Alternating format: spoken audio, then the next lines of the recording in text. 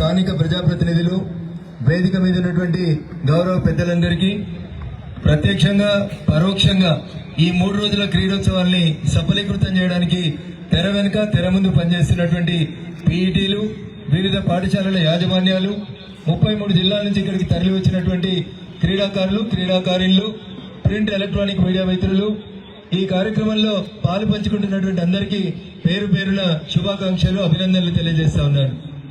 ఇందాక మేము ఒక టెంట్ కింద కూర్చున్నప్పుడు ఒక ఇద్దరు పీఈటీ మేడంలు చెప్పినారు, ఎమ్మెల్యే గారిని అభినందిస్తూ, సార్ రాష్ట్ర స్థాయి క్రీడోత్సవాలు నిర్వహించినంత గొప్పగా ఈ క్రీడోత్సవాలు ఇక్కడ నిర్వహిస్తున్నందుకు మిమ్మల్ని అభినందిస్తున్నామని చెప్పి నిజామాబాద్ నుంచి వచ్చినటువంటి ఇద్దరు పీఈటీ చెప్పినారు. అప్పుడు ఎమ్మెల్యే గారు అన్నారు, తిడుతున్నా మీరు మమ్మల్ని పొగుడుతున్నామా అని అడిగినారు.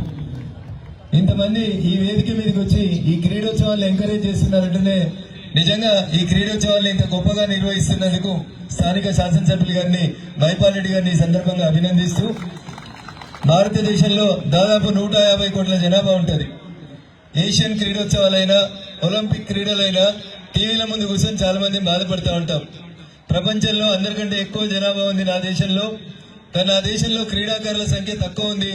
ఆ టీవీలలో మెడల్ సంఖ్య తక్కువ పడతా ఉంటే మన దేశానికి తక్కువ మెడల్స్ వస్తా ఉన్నాయని చాలా మంది బాధపడుతూ ఉంటారు.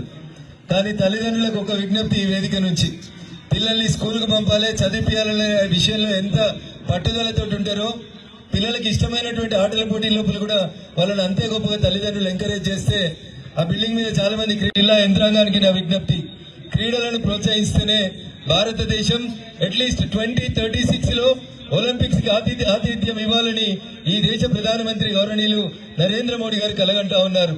అట్లీస్ట్ 2036 ఒలింపిక్స్ వరకన్నా మా పీఈటీలు మెడల్స్ సంఖ్యలో భారతదేశం యొక్క స్థానాన్ని పెంచేందుకు అందరూ కృషి చేయాలని చెప్పి కోరుకుంటూ, ఇప్పటికే చాలా కాలాతీతమైంది కాబట్టి అవకాశం ఇచ్చినటువంటి వేదిక మీద ఉన్నప్పటికీ మరియు ఈ కార్యక్రమాన్ని ఇంత గొప్పగా నిర్వహిస్తున్నటువంటి తెర ముందు తెర వెనుక కష్టపడుతున్నటువంటి ప్రతి ఒక్కరికి కూడా ప్రత్యేకంగా శుభాకాంక్షలు, అభినందనలు తెలియజేస్తూ, క్రీడాకారులు క్రీడా స్ఫూర్తిని ప్రదర్శించి దయచేసి భవిష్యత్తులో గొప్ప క్రీడాకారులుగా ఎదగాలని వారందరికీ కూడా నా ఆశీస్సులు, దీవెనలు తెలియజేస్తూ సెలవు తీసుకుంటా ఉన్నాను.